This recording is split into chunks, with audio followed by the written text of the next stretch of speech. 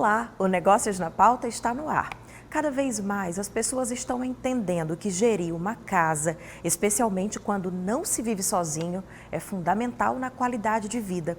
Esse sentimento parece ter sido reforçado na pandemia, pois todo mundo ficou mais tempo em casa, prestando atenção em situações que talvez passassem despercebidas se não fosse o isolamento social. É exatamente nesse cenário que a tecnologia entra para atuar como uma importante coadjuvante na gestão de um lar. E aí, sabe quem chama a atenção? As franquias de serviço. Acompanhe. Quando se fala em prestação de serviço, o que não falta é exemplo para ilustrar esse modelo de trabalho que só cresce no país. Em todos os segmentos, da indústria ao comércio, passando pela educação, em todas as esferas, pública e privada, é cada vez maior o número de profissionais que apostam e investem nesse tipo de relação. Em linhas gerais, a prestação de serviço é um modelo de negócio em que não se compra algo, mas sim se contrata a realização de algo que exige experiência, domínio, estudo. Prestadores de serviço são profissionais, em geral, especialistas nas áreas em que atuam.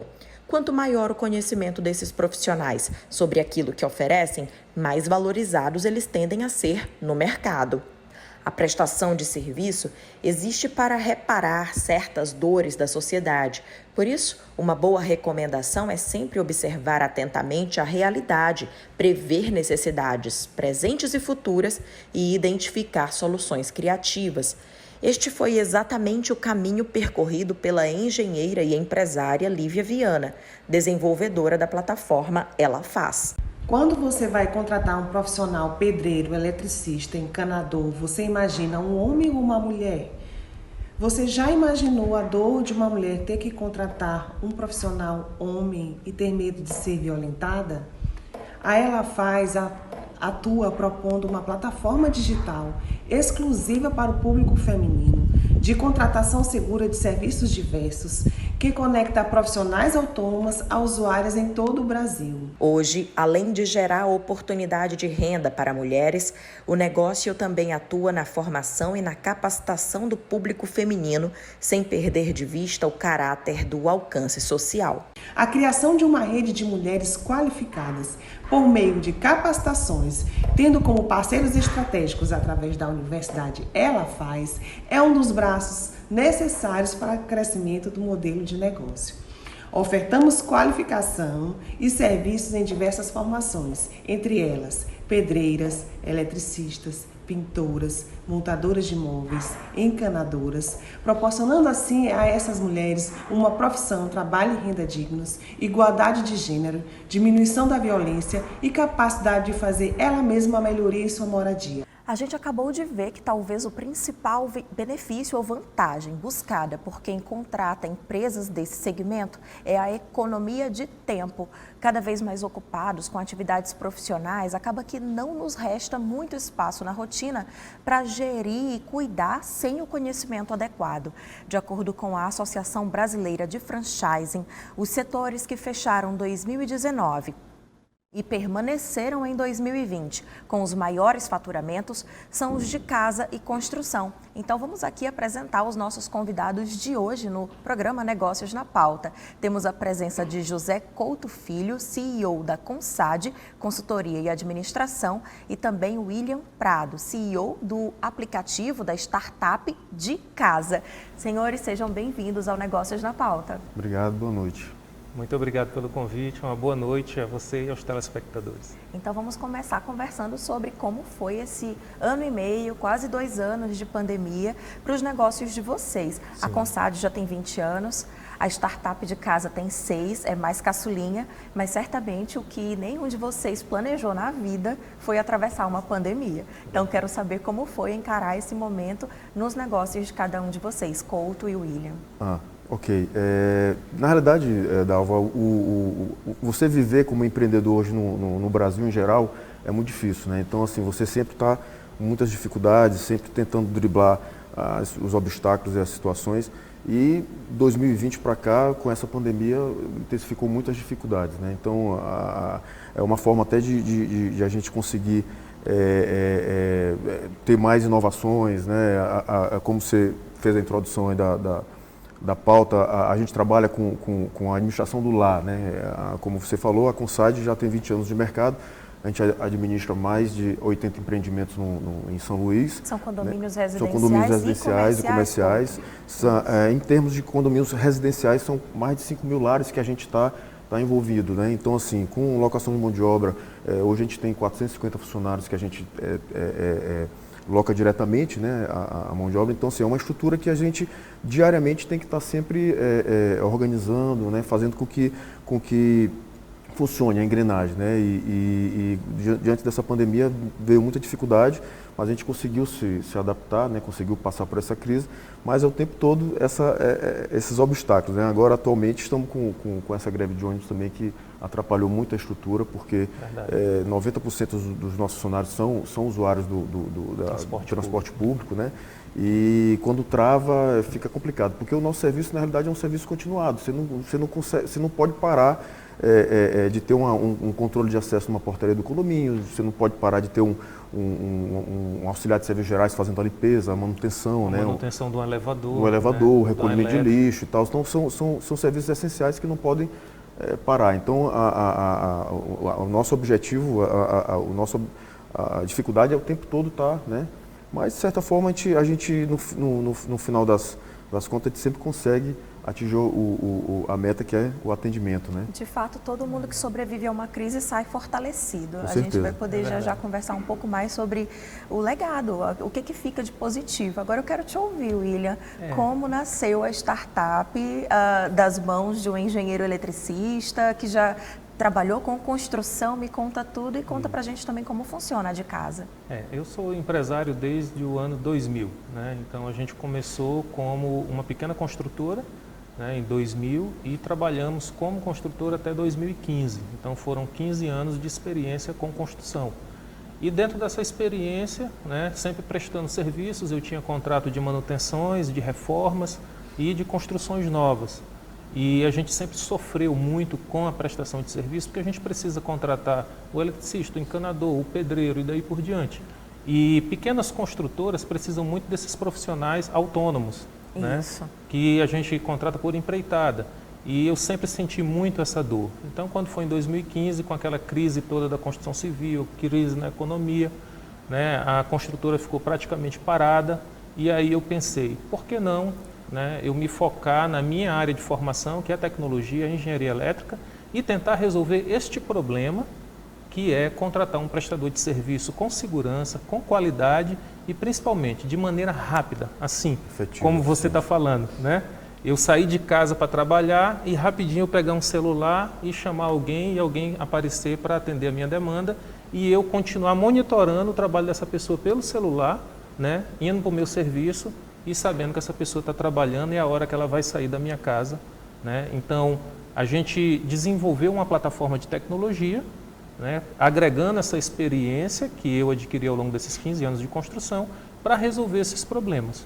E aí a pandemia me ajudou muito, né? Aí são as vertentes, né, de cada mercado. Os dois lados de uma mesma moeda. O pessoal começou a ficar mais em casa, né? Então a demanda por serviços, aumentou a demanda por serviços, né? Principalmente, assim, as pessoas ficaram muito incomodadas às vezes com compartimentos que estavam lá daquele jeitinho há tempos.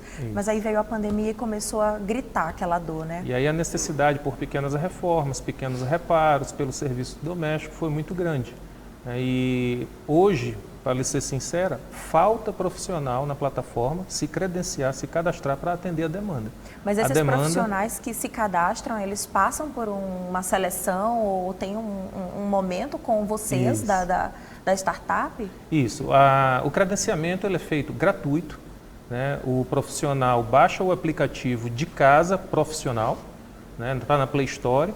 E aí ele instala e ele cria a conta dele. Quando ele cria a conta dele, ele precisa subir os documentos dele para nós. Então ele vai subir identidade, CPF, comprovante de endereço, né, e alguns outros documentos complementares que a gente pede. Isso cai na nossa central e aí os nossos analistas vão analisar esses documentos, tá, e vão checar a veracidade desses documentos.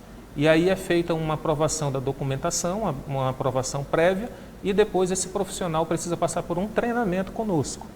Então, ele só é ativado para trabalhar na plataforma depois que ele é qualificado. Então, ele passa por uma análise documental, que a gente chama de análise de segurança, e depois ele passa por um treinamento para depois começar a trabalhar. E depois que ele começa a trabalhar, ele é avaliado continuamente pelo cliente, né? Porque ao final de cada serviço, o cliente faz a avaliação dele. Então, o tempo todo ele está sendo olhado, está sendo analisado, né? E a gente motiva com isso a meritocracia. Sim. Porque ele sabe que para ele continuar recebendo propostas na plataforma, as estrelinhas, ele precisa ganhar, né, as estrelinhas e ter um nível alto de qualidade de serviço. E aí você muda a cultura do meio, que existia um problema, né, no meio da prestação de serviços, que é simplesmente a cultura do bico. Isso. Né? Você vai fazer um serviço, mas você não está comprometido com a qualidade só para ganhar um dinheirinho ali naquela hora. E agora não, esses prestadores de serviço, através do aplicativo de casa, eles tornam-se verdadeiramente pequenos empresários, profissionais. Né? Muitos abrem o MEI, né, o microempreendedor individual deles, ou a empresa do Simples, para prestar serviço de maneira oficial. E com isso, quase todos os dias, eles conseguem receber uma proposta de trabalho no celular dentro da casa deles, Dalva. Eles Ou seja, não gastam... não é uma renda fixa, mas é uma renda certa. É uma renda certa, exatamente. E não deixa de fomentar a economia, né? Você está diversificando o serviço, está sempre retroalimentando, né, essas Exatamente. demandas. E a gente escutou a dor desse prestador de serviço. Qual era a dor dele? Né? Ele visita 10 clientes, faz orçamento para 10 clientes para fechar um. Aí ele gastou combustível, ele perdeu tempo, né? E o tempo que era para ele estar produzindo, trabalhando, ele está negociando e na hora ele fecha um. Com o aplicativo de casa, a gente já entrega um negócio fechado, né, na mão dele, no celular dele. Ele vai lá e executa. Coisa mais assertiva, direta, né? Já fica e ele já vai só executar o serviço e esperar o dinheiro cair na conta. E o pagamento ainda é garantido pela plataforma, entendeu? Inadimplência zero, não tem risco de inadimplência. Olha só, então, que com isso, interessante. a gente derruba o custo e consegue chegar com um preço barato, um preço bom para o consumidor final por causa disso. Porque a gente economizou, né, no custo de aquisição do cliente, né, e a gente economizou no final também com a inadimplência, que a gente zera a inadimplência e consegue chegar com um preço bom para o consumidor final.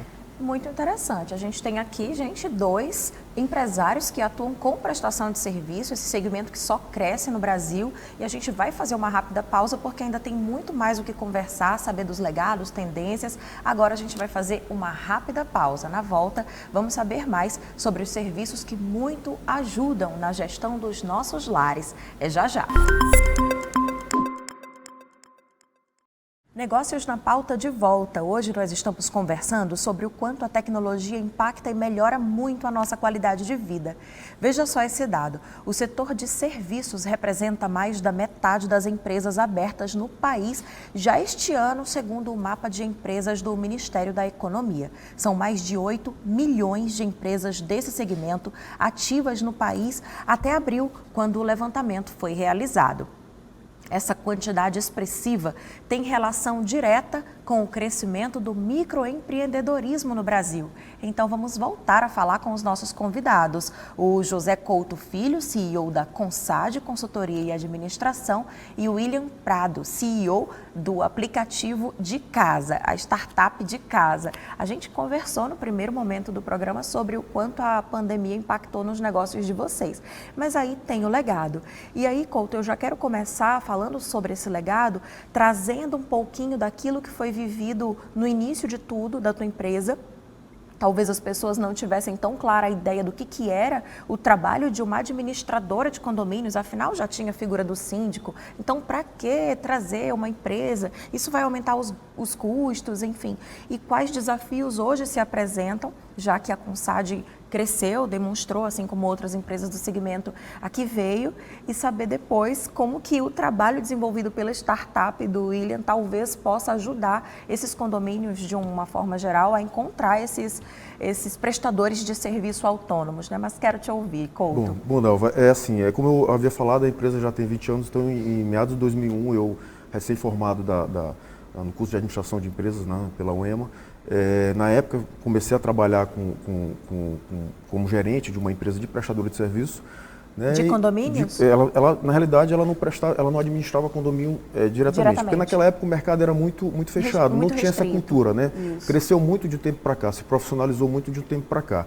né? Mas naquela época não tinha. Então, na realidade, é uma empresa que fazia detetização, fazia limpeza de cisterna e caixa d'água. Então, eu comecei a trabalhar com isso, né? Eu era funcionário dessa empresa e comecei a observar que São Luís estava se verticalizando muito, né? Estavam crescendo Muitos vários empreendimentos, condomínios, e pesquisando, analisando aí para fora, Rio de Janeiro, São Paulo, os grandes centros, eu comecei a observar que era uma coisa que poderia ser implantada aqui, né? Então, em meados de 2001, eu saí desse emprego que eu tinha e startei com a empresa. A empresa familiar, eu mesmo criei, né? Então, ela já está com 20 anos.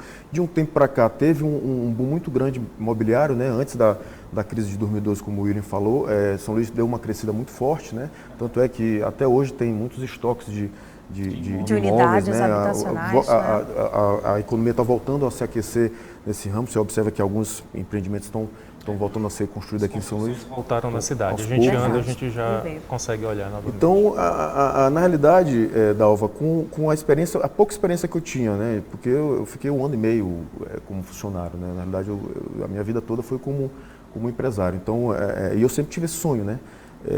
Saí da faculdade, fiz alguns cursos de especialização, né, de gestão empresarial, gestão financeira, marketing, e foquei totalmente na empresa, né? E de lá para cá a empresa sempre crescendo, né? Graças a Deus a gente procura trabalhar da forma mais dentro das retilíneas, né, que a legislação exige, até porque o mercado cobra muito disso, né? Então, se você é um ramo que é muito volátil, né?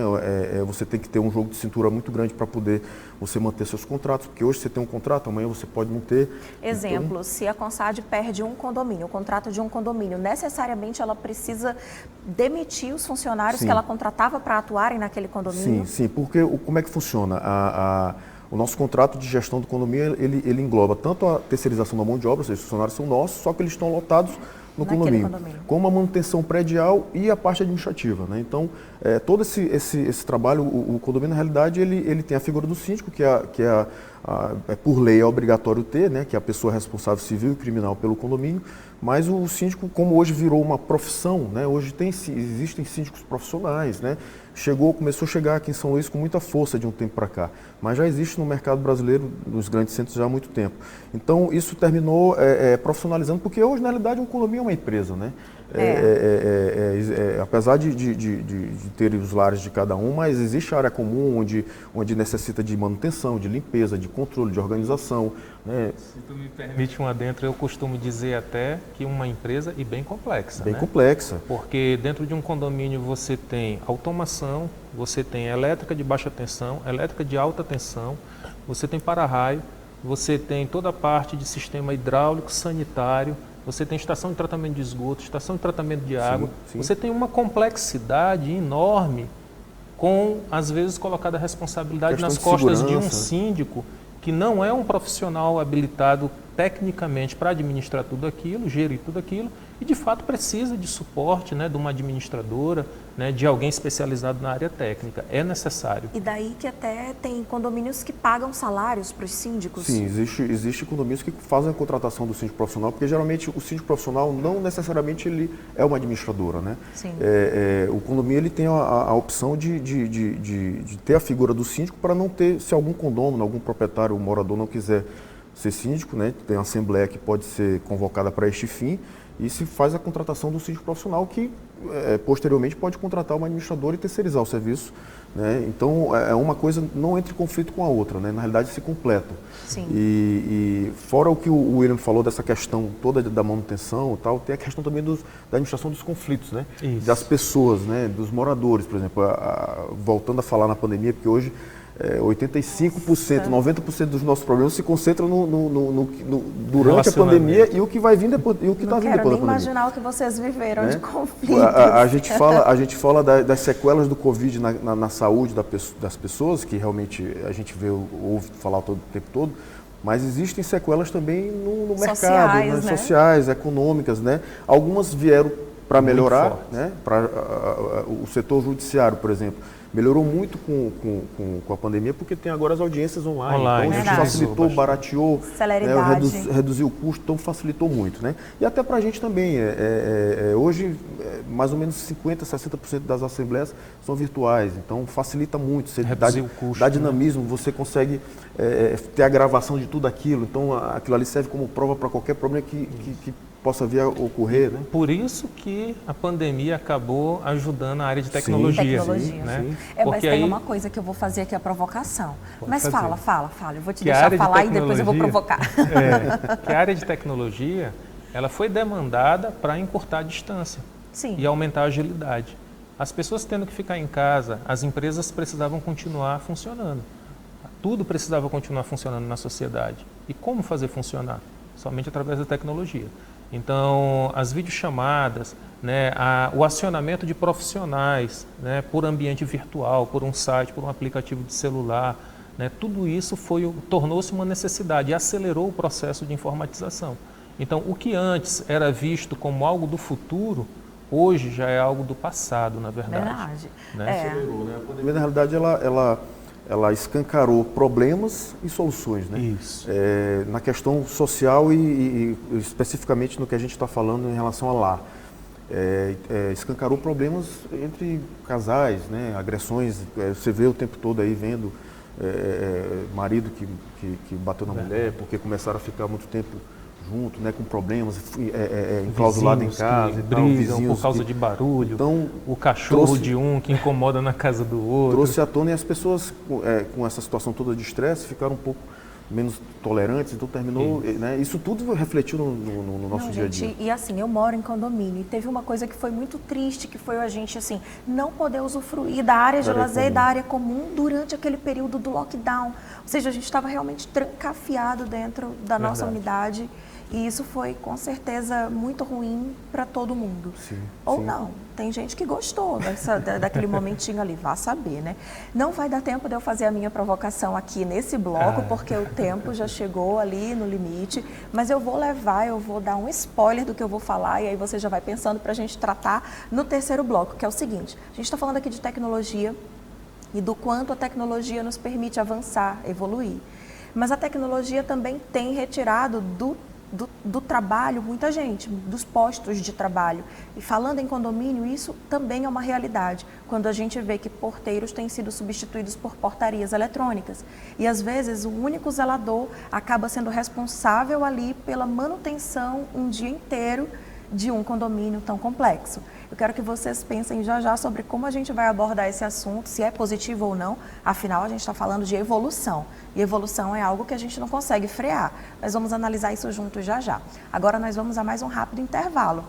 Nós voltaremos em instantes com mais negócios na pauta. Hoje o papo aqui no Negócios na Pauta é sobre a tecnologia e a prestação de serviços. Mesmo em uma crise tão difícil como a provocada pela pandemia, com a economia retraída, a demanda por habitação e moradia se mantém numa crescente. Se no passado a estrutura de condomínios não exigia mais do que segurança, limpeza, manutenção e contabilidade, hoje as necessidades dos condomínios clube podem incluir conhecimentos na área de academia, salão de beleza e por aí vai. Por isso, quanto mais complexo e cheio de opções é o condomínio, mais preparada precisa ser a administração. Como é que a tecnologia tem ajudado essas empresas e facilitado a vida em condomínio? Então, vamos voltar aqui a conversar com os nossos convidados, o José Couto Filho, da Consad, Consultoria e Administração, e o William Prado, da Startup de Casa. Gente, eu fiz a provocação no bloco anterior, agora eu quero ouvir vocês. A tecnologia, de fato, nos leva a evoluir, mas com que olhos a gente deve realmente enxergar essa substituição que tem ocorrido em muitos condomínios?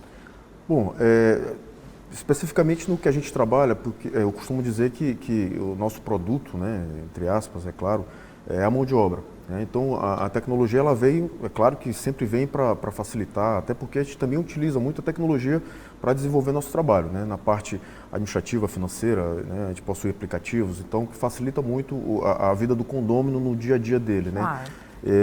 A questão da portaria remota que você falou no bloco anterior é uma tendência, é uma coisa que vem acontecendo, né? Tem seus pós e seus contras e também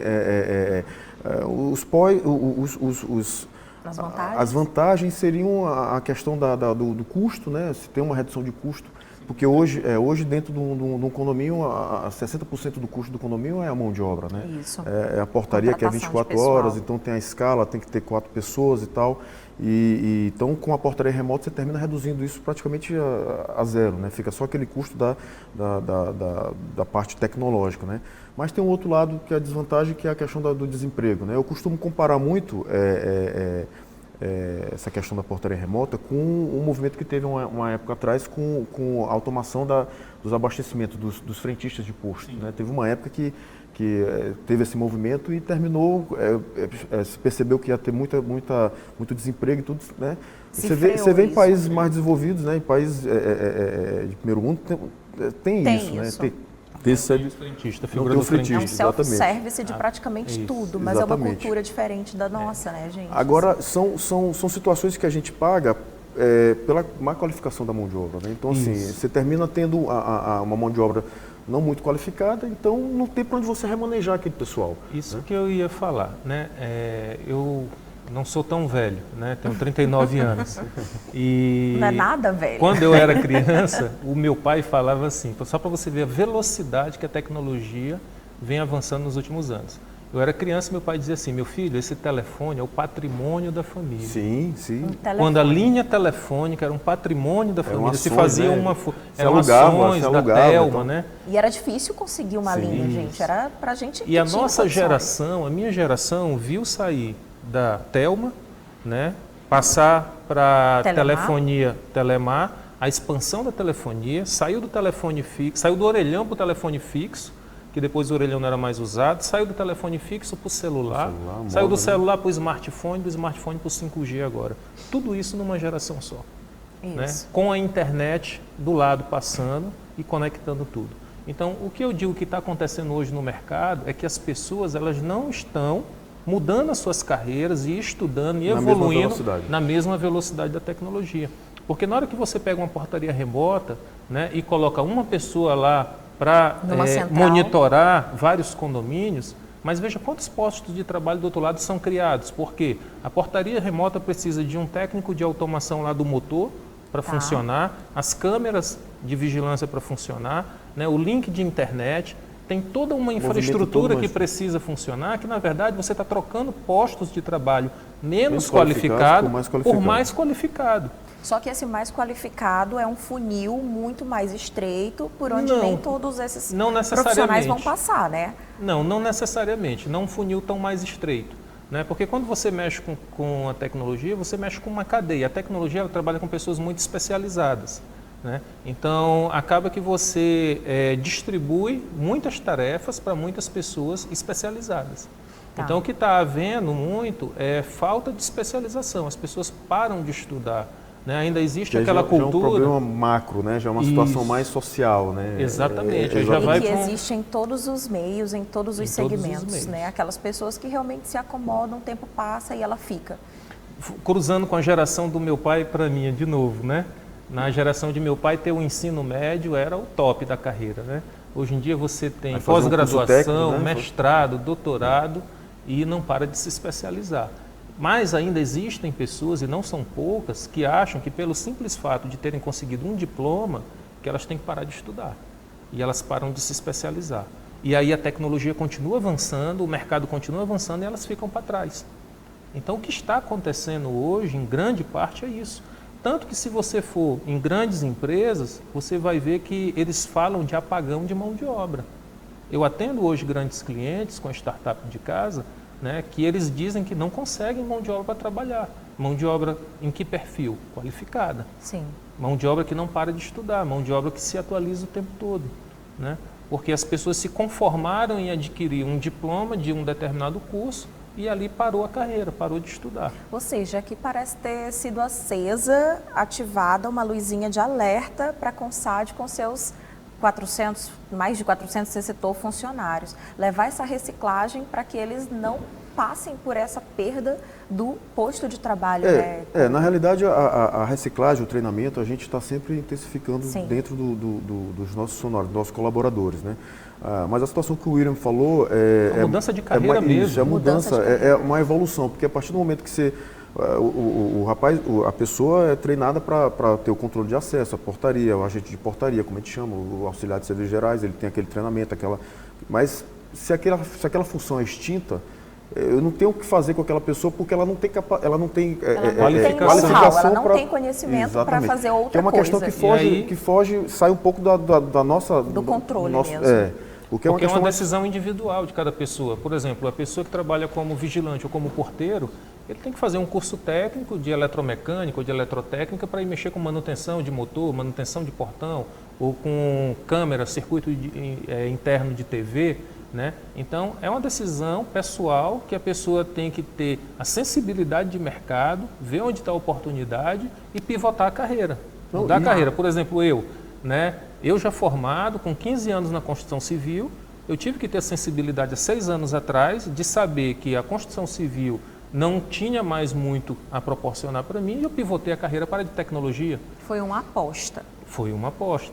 Né? Por quê? Porque eu sabia que a tecnologia que vai governar os próximos anos. Então, automaticamente, eu já mudei a minha carreira para essa área e vim com a startup de casa para o mercado. Então, essa sensibilidade é que é uma decisão individual de cada pessoa que tem que estar atenta ao mercado para saber mudar na hora certa. E essa individualidade, essa decisão individual, mesmo no ramo que a gente trabalha, como eu acabei de falar, né, que é qualificação baixa, mas a gente tem pessoas dentro da própria empresa que tomaram essa decisão de estudar, né, de entrar numa faculdade e almejar funções melhores. Né? Então, assim, a gente tem a política lá dentro da empresa de sempre dar oportunidade para quem já é do quadro. Né? Então, a gente tem vários próprios líderes. A gente tem vários funcionários que começaram como agente de portaria e hoje já faz um curso de contabilidade, um curso de faculdade e continua trabalhando na empresa. Assim, a empresa faz dentro do que a possibilidade de ajudar, de contribuir, a gente faz nosso papel social, né?